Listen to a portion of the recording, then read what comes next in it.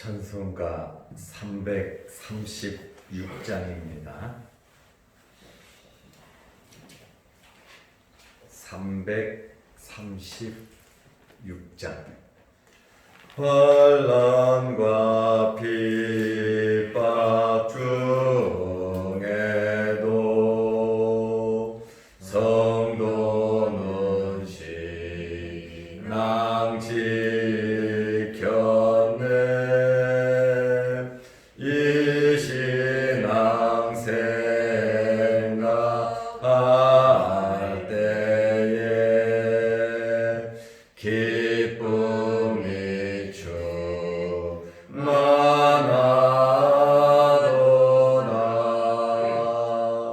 성도의 신앙 따라서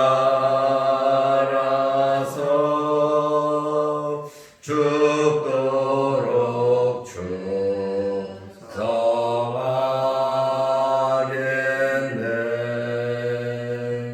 옥중에 매일 성도나 양심은 자유 얻었네.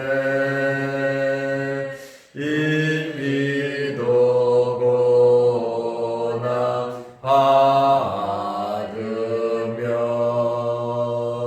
죽어도 영광 되도다. 성도의 신앙 따라서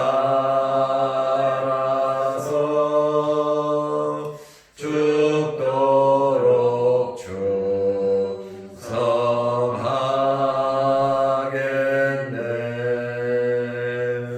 성도의 신앙 본받아 원수도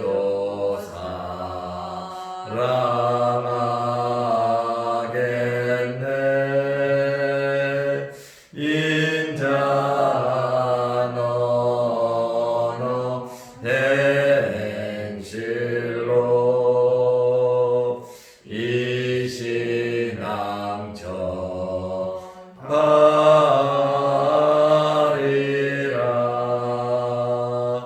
성도의 신앙 따라서 죽도록 충성하겠네.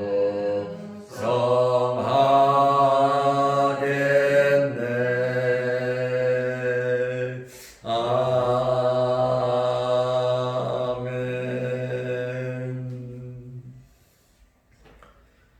사도신경으로 우리의 신앙을 고백하겠습니다.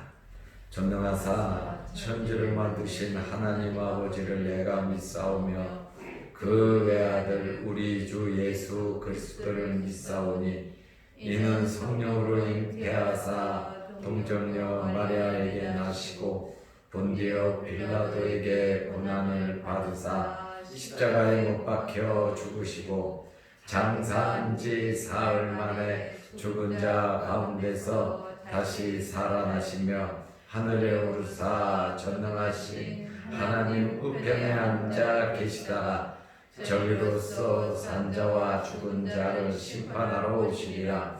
성령을 믿사오며 거룩한 공회와 성도가 서로 교통하는 것과 죄를 사하여 주시는 것과 몸이 다시 사는 것과 영원히 사는 것을 믿사옵나이다.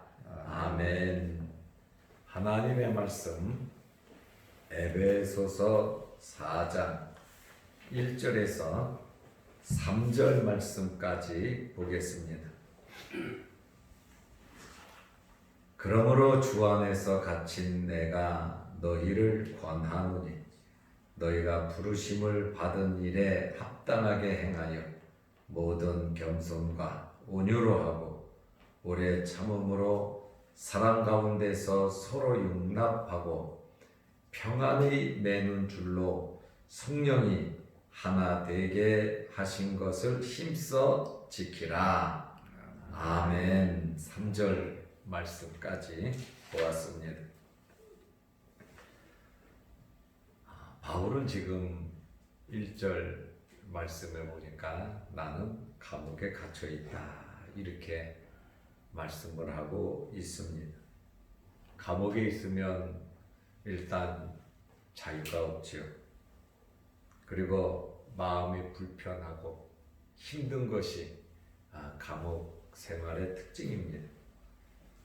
이렇게 감옥에 있는 바울이 오히려 밖에 있는 성도들을 염려하고 신앙생활 잘 하라고 권면도 하고 위로도 하고 있습니다. 1절 말씀에 보면 그러므로 주 안에서 갇힌 내가 너희를 권하노니 너희가 부르심을 받은 일에 합당하게 행하여. 바울이 자기가 감옥에 갇혔다. 왜 갇혔는지 그 이유도 설명하고 있습니다. 무슨 사기를 치고 남에게 피해를 주고 나쁜 죄를 범해서 감옥에 갇힌 것이 아니라 주 안에서 갇혔다 이렇게 말을 하고 있습니다. 에베소서 3장 1절 말씀에서도 내가 감옥에 갇힌 것은 주 안에서 갇혔다 이렇게 말을 하고 있습니다. 주 안에 있다라고 하는 이 말은 예수님 때문에 갇힌 거죠. 예수 그리스도를 위하여 충성하다가 복음을 전하다가 감옥에 갇혔습니다. 또 이방인들을 위해서 변호하고 이방인들에게 열심히 복음을 전하다가 갇혔습니다. 이러한 바울이 예수의 이름 때문에 이방인을 전도하다가 감옥에 갇힌 바울은 진정한 사도로서 권면을 하는데 이러한 바울의 권면은 진실성이 있다. 그리고 사도로서 권위가 있는 권면이라고 말할 수 있습니다.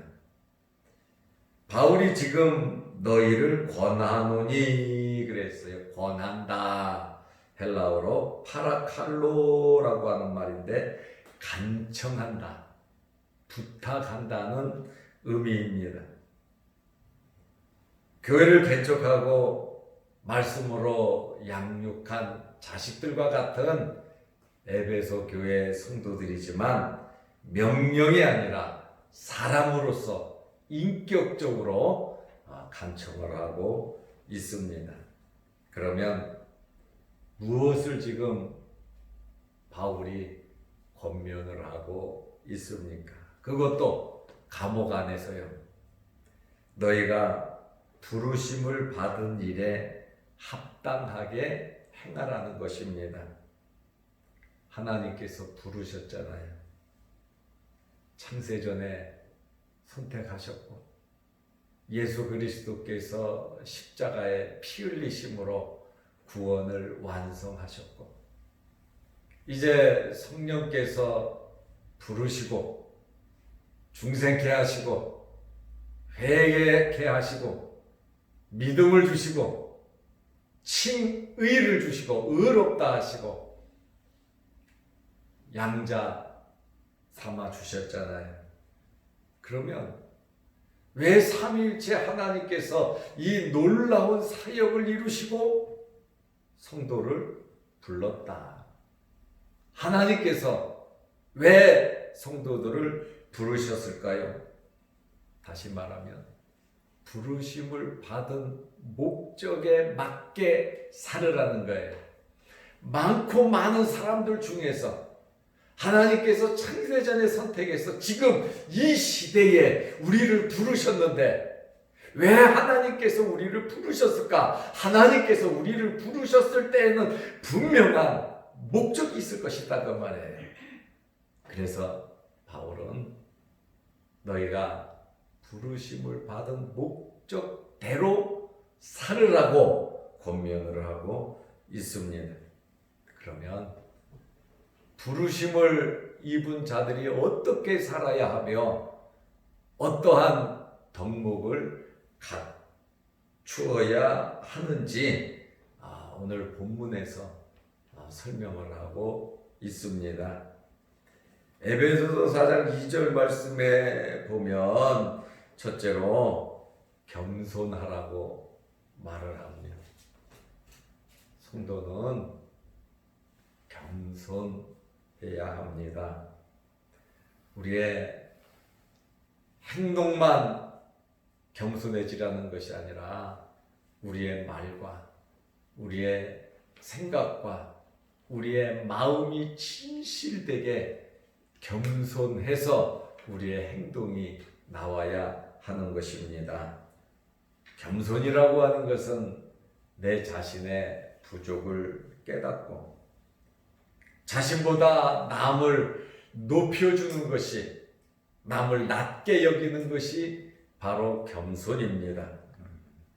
빌립보서 2장 3절 말씀에 보면 무슨 일이든지 아무 일이든지 다툼과 허영으로 하지 말고, 다툼과 허영이라고 하는 것은 교만과 욕심이죠.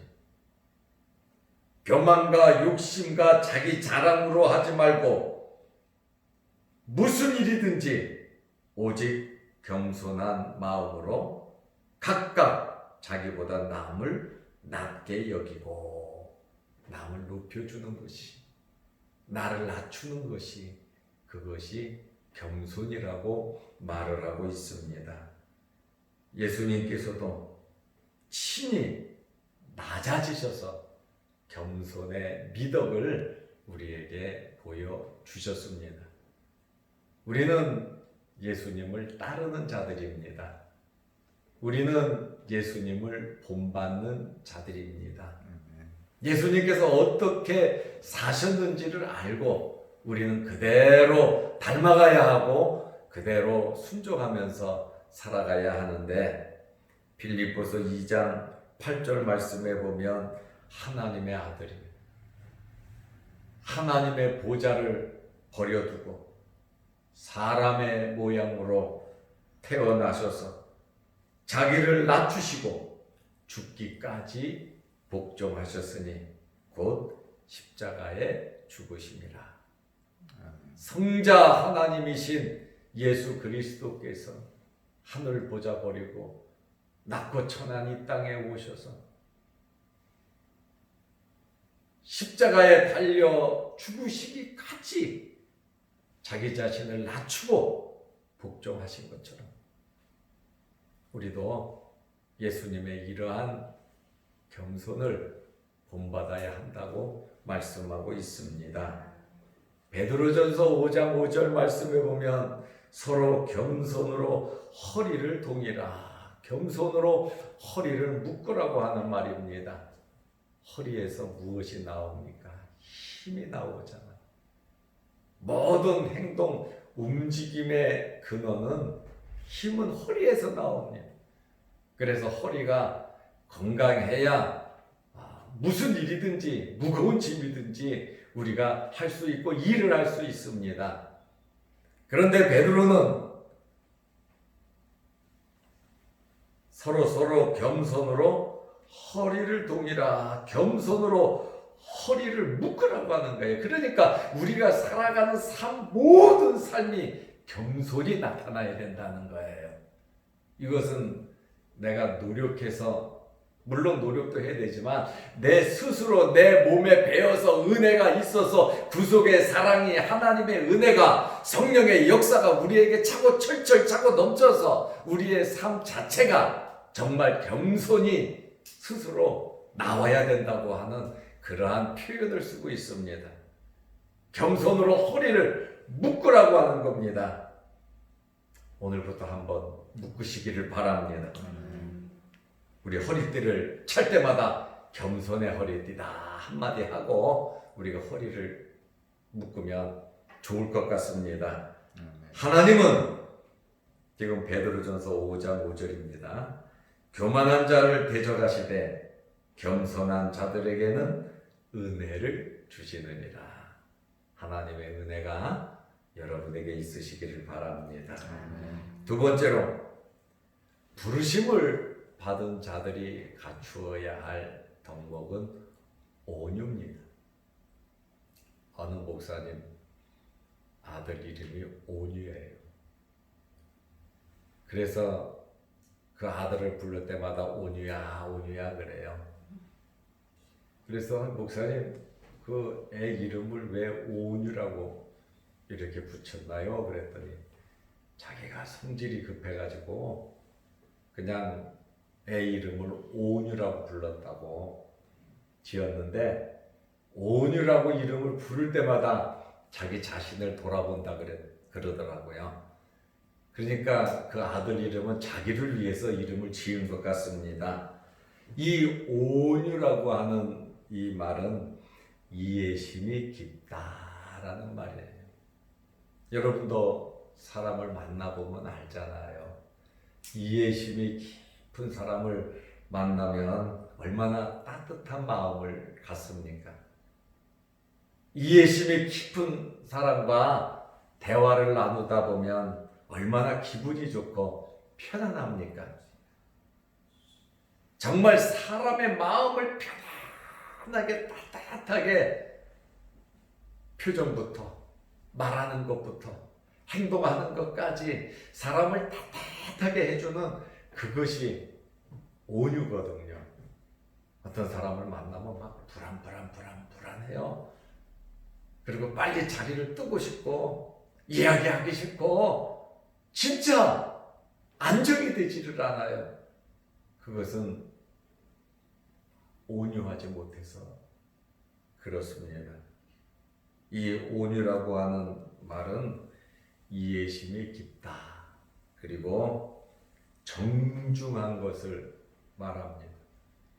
정중하다고 하는 것은 영어로 젠틀맨이라고 하는 단어인데, 바로 멋있고 편안함을 주는 이 정중하게 대하는 것이 바로 온유라고 하는 말의 의미입니다. 온유하다.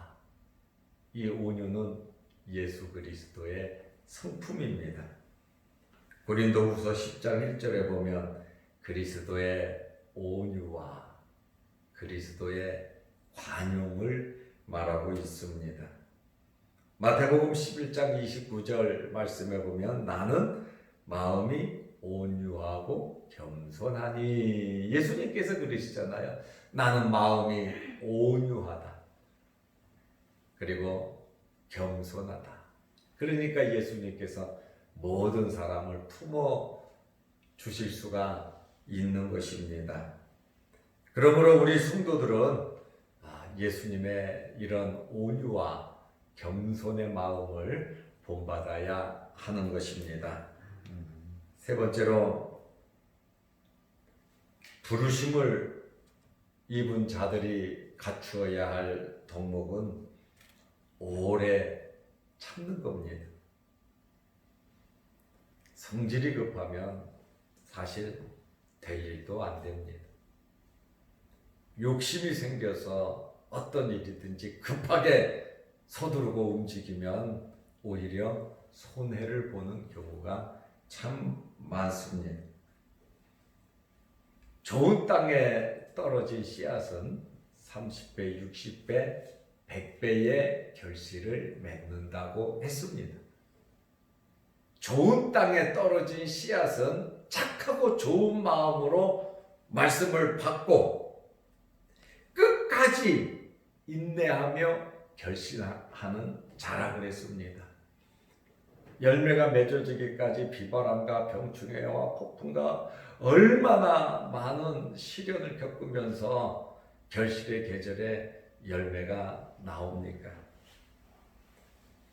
우리가 풍성한 열매를 맺어서 하나님께 영광을 돌리려면 우리는 참아야 합니다.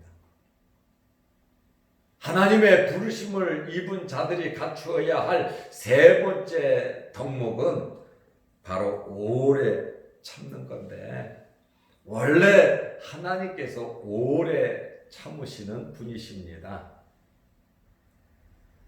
바로 하나님의 성품이 오래 참으시는 성품인데, 로마서 2장 4절 말씀에 보면 그의 인자하심과 용납하심과 길이 참으심이 풍성하시다고 말씀하고 있습니다. 인자하심이 풍성하시고 사랑이 풍성하시다는 겁니다. 용납하심이 풍성하시고 길이 참으심이 풍성하시다고 말씀을 하고 있습니다. 로마서 9장 22절 말씀에 보면 오래 참으심으로 관용하시고, 하나님께서 오래 참으시면서 관용하신다, 이렇게 말씀하고 있습니다. 우리가 좀 전에 고린도후서 10장 1절 말씀에 보면 예수님은 온유하시며 관용을 베푸신다 그랬잖아요. 그런데 하나님께서는 오래 참으시면서 관용을 베풀어 주신다, 이렇게 말씀하고 있습니다. 오래 참는다고 하는 것은 우리 예수 믿는 사람들이 다른 사람과의 관계 속에서 나타내야 할 성령의 열매인 것입니다. 우리는 끝까지 참아야 합니다. 다윗은 힘이 있고 복수할 수 있고 자기가 이길 수도 있었지만 다윗은 참고 스스로 도망 다녔습니다. 다윗이 왜 그렇게 도망 다녔습니까? 저 사람을 쳐서 죽여야 된단 말이에요. 저 사람을 공격해서 이겨야 된단 말입니다. 그거보다 하나님께서 이기게 해 주시도록 하나님께 맡기고 싸움을 피한 것이 바로 다윗이란 말입니다. 정말 참기 어려운 모욕과 수치를 당하면서도 자기는 힘이 있어서 싸움은 이김에도 불구하고 다윗은 참았어요. 왜냐하면 하나님께서 모든 일을 하나님 뜻대로 이루어 주시기를 원하는 마음이 있었기 때문에 그렇습니다.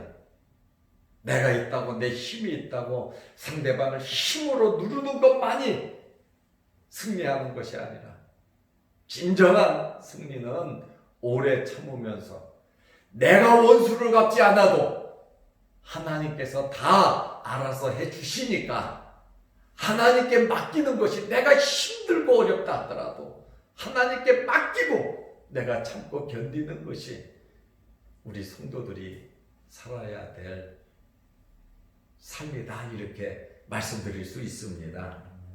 쉬운 일은 아니지만 내가 할 수 있지만 내가 할 수 있는 것을 하나님께 맡기고, 나는 힘들고 어렵지만 내가 나쁜 마음으로 상대방을 공격하고 상대방을 빼앗고 상대방을 죽이고 상대방에게 이기는 것보다는 내가 힘들더라도 참고 견디면서 살아계신 하나님께 기도하면서 하나님의 선하신 뜻이 이루어지기를 기다리는 것이 바로 오래 참는 성도들의 삶입니다. 그러니까 어떻게 보면 바보 같죠. 자기 권리도 챙기지 않고 자기 것도 찾지 않고, 그렇지만 모든 것이 하나님의 뜻 안에 이루어지기 때문에 내가 사람을 죽여서 내가 그 높은 자리에 올라간다면 결국 나도 똑같은 사람이 돼버리고 마는 겁니다. 다윗이 사울을 죽일 수 있는 기회가 여러 번 있었잖아요.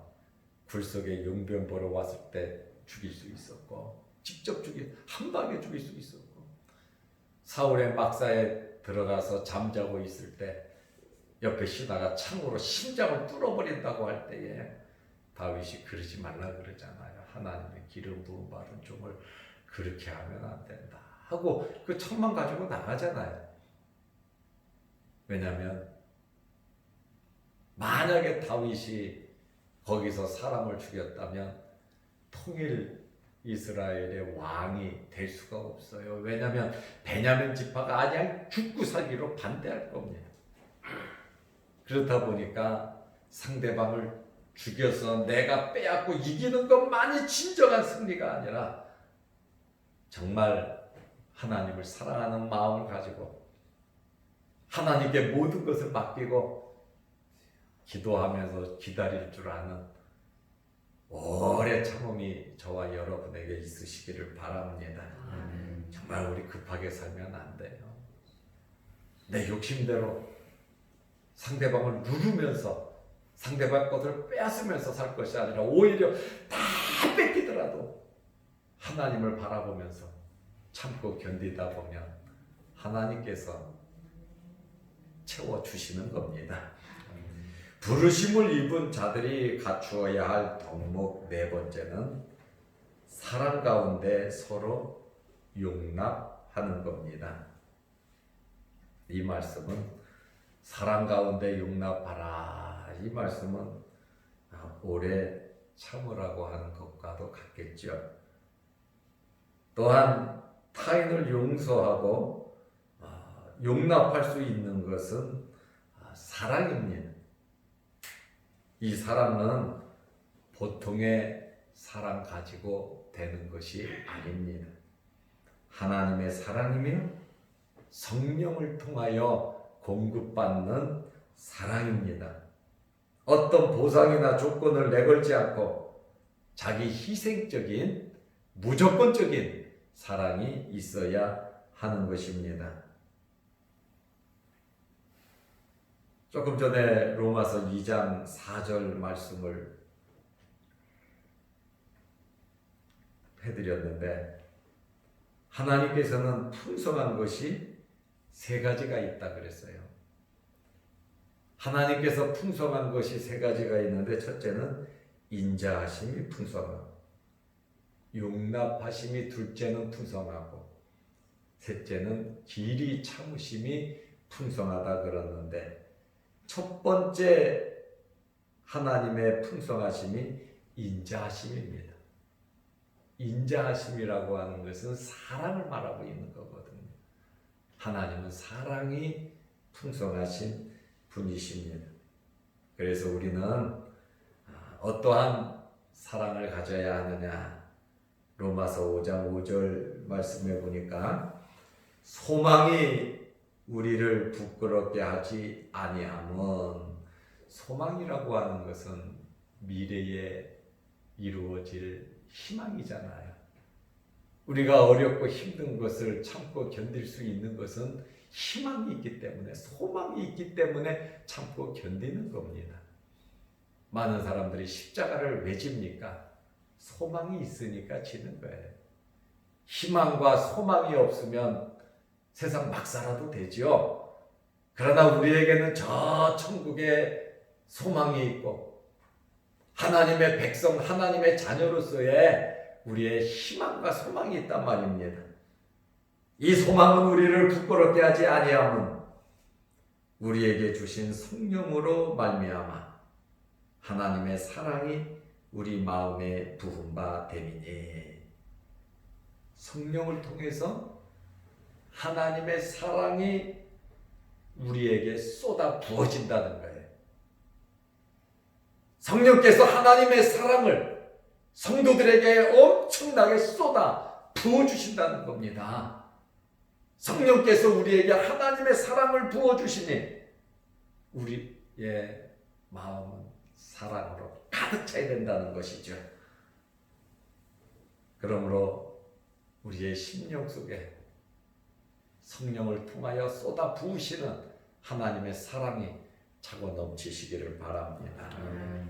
부르심을 입은 자들이 갖추어야 할 덕목 다섯 번째는 에베소서 4장 3절에 보면 평안에 매는 줄로 성령이 하나 되게 하신 것을 힘써 지키라. 다시 말하면 하나 되어야 합니다. 서로 하나 되도록 힘을 써야 합니다. 양보와 사랑과 희생이 없으면 하나 되기가 어렵습니다. 예수님께서 하나님과 사람 사이에 원수된 것을 하나로 만드셨습니다. 예수님께서 이방인과 유대인을 하나로 만드셨습니다. 예수님께서 교회를 하나로 만드셨습니다. 그러므로 우리는 하나 되게 하는 성도들이 되어야 합니다. 어떻게 하면 우리가 하나로 만들 수가 있겠습니까? 내가 하나 되게 하는 연결자가 되어야 되는데, 내가 하나 되게 하는 그러한 사람이 되려면 편안한 마음을 내가 가져야 합니다. 내가 편안하고 여유롭지 않으면 다른 사람을 이끌 수가 없습니다. 내가 무엇인가 가지고 있지 않으면 남의 부족을 채워줄 수가 없는 겁니다. 그러므로 물질이든 마음이든 사랑이든 온유든 오래 참음이든 소망이든 여러분들 가득 차시기를 바랍니다. 내가 가득 차야, 내가 가지고 있어야 나누어 줄 수 있는 겁니다. 엄마가 잘 먹어야 자식에게 우유가 젖이 잘 나오듯이 우리가 평안한 마음을 가지고 넉넉한 하나님의 사랑을 성령으로 부으심을 받아야 우리가 하나를 만들 수 있는 메신저들이 될 수가 있는 것입니다. 그러므로 하나님께서 우리에게 직분을 주셨는데 화목해 하는, 하나 되게 하는 직분을 우리에게 주셨습니다. 고린도후서 5장 18절에 보면 모든 것이 하나님께로서 났으며 그가 그리스도로 말미암아 우리를 자기와 화목하게 하시고 또 우리에게 화목하게 하는 직분을 주셨으니, 화목해 하는 직분을 주셨다. 하나 만드는 직분을 우리에게 주셨다고 말씀하고 있습니다. 우리는 하나 되게 하는 일을 해야 합니다. 그리고 에베소서 4장 3절 말씀에 보니까 매는 줄이 있어야 돼요. 아까는 겸손으로 허리를 동이라 그랬잖아요. 그런데 오늘 본문 에베소서 4장 3절에 보니까 평안에 매는 줄로 헬라어로 신데스모라고 하는 말인데 성도를 서로 묶어주는 사랑을 의미합니다. 서로 이렇게 묶어주는 사랑의 줄을 의미하고 있습니다. 사랑의 줄로 묶어야 합니다. 우리가 사랑이 넘쳐야 사랑으로 묶을 수가 있습니다. 이 사랑의 매는 줄은 족쇄보다도 강한 결속을 의미하고 있습니다. 그러므로 하나 되게 하신 것을 힘써 지키라고 말하고 있습니다. 성도의 일치는 성령으로 가능합니다. 우리가 하나 되기 위해서 힘써야 하는데, 이 힘쓴다라고 하는 이 말은 스푸다 존 테스라고 하는 단어인데 노력하는 것보다 더 강한 표현이에요. 노력 가지고는 안 되는 거예요. 노력보다도 더 강한 표현으로서 어떤 목적을 향해 진지하고 열심 있는 태도를 의미하고 있습니다. 그러니까 이 매는 줄은 보통 줄이 아니라고 하는 것입니다. 결론으로 말씀드리겠습니다. 우리는 하나님의 부르심을 받았어요. 하나님의 부르심을 입은 자들로서 갖추어야 할 덕목, 오늘 5가지를 말씀드렸는데 이 5가지가 저와 여러분에게 있으시기를 바랍니다. 기도드리겠습니다. 하나님 아버지, 오늘도 이 새벽에 우리를 주의 전으로 인도하여 주시고 하나님께 예배드릴 수 있는 예배자의 복을 내려주셔서 감사합니다. 말세에 모이기를 패하는 자들이, 습관적으로 모이기를 패하는 자들이 일어난다고 했는데 너희는 이렇게 하지 말라고 성경은 우리에게 교훈하고 있습니다. 말세가 될 수 있도록 초대교회처럼 모이기를 힘쓰고 서로 교제하고 하나님의 말씀과 하나님의 사랑을 나누며 이웃을 전도하며 하나님의 나라 확장에 힘을 쓸 수 있는 저희들 되게 하여 주옵소서. 오늘도 이 새벽에 주의 전에 나와 머리 숙여 기도합니다. 우리의 기도 제목마다 하나님께서 이루어 주옵시며 수요일 저녁에 모여 하나님의 말씀을 상고하며 예배 드릴 때에도 주님 함께하여 주옵소서. 오늘 하루도 믿음으로 승리하게 하옵소서. 부르심을 입은 자들의 덕목을 5가지를 갖추며 살아가게 하여 주옵소서. 우리들이 머리 숙여 기도하는 기도 제목마다 하나님께서 이루어 주시고 자양동 교회와 자양동교회 모든 성도들의 가정과 생업과 건강과 물질과 영적인 모든 일들을 하나님께서 함께하여 주시고 복을 내려주시고 지켜 주옵소서. 오늘 새벽에 기도할 때 하늘문이 열리게 하옵소서. 또한 영상을 보면서 같은 마음으로 사랑을 나누며 하나님의 나라를 위해서 힘쓰는 모든 성도들에게도 동일한 은혜를 베풀어 주옵소서. 예수님의 이름으로 기도드리옵나이다. 아멘. 하늘에 계신 우리 아버지여, 이름이 거룩히 여김을 받으시오며 나라 임하옵시며 뜻이 하늘에서 이룬 것 같이 땅에서도 이루어지이다. 오늘날 우리에게 일용할 양식을 주옵시고 우리가 우리에게 죄 지은 자를 사하여 준 것 같이 우리 죄를 사하여 주옵시고 우리를 시험에 들게 하지 마옵시고 다만 악에서 구하옵소서. 대개 나라와 권세와 영광이 아버지께 영원히 있사옵나이다. 아멘. 자유로 기도하시기 바랍니다.